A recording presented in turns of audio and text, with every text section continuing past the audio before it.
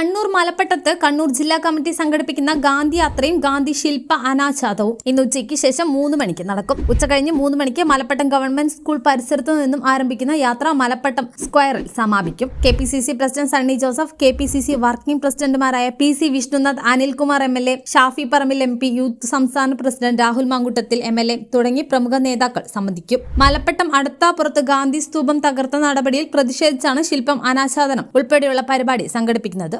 ഗാന്ധി സ്തൂപം അടുക്കളയിൽ പോലും നിർമ്മിക്കാൻ വിടില്ല എന്ന് പറഞ്ഞ മലപ്പട്ടത്തെ CPMന്റെ ഗാന്ധി നീതിക്കെതിരെയും നെഹ്റു യുവ കേന്ദ്രയുടെ പേര് മാറ്റുന്ന കേന്ദ്ര ഗവൺമെന്റ് നയത്തിനെതിരെയും ഗാന്ധി അടുക്കളയിലല്ല അരങ്ങേറ്റം, ഒന്നല്ല 1000 ഗാന്ധി നെഹ്റു ഭവനങ്ങൾ എന്ന യൂത്ത് കണ്ണൂർ ജില്ലാ കമ്മിറ്റി പ്രഖ്യാപിച്ച പരിപാടിയുടെ ജില്ലാതല ഉദ്ഘാടനം ഇന്ന് വൈകുന്നേരം 4 മണിക്ക് മലപ്പട്ടം സെന്ററിൽ നടക്കും. KPCC president Sunny Joseph MLA, youth C block secretary Saneesh PR ഉദ്ഘാടനം നിർവഹിക്കും. ജില്ലാ സംസ്ഥാന നേതാക്കളും ഇതിൽ പങ്കെടുക്കും.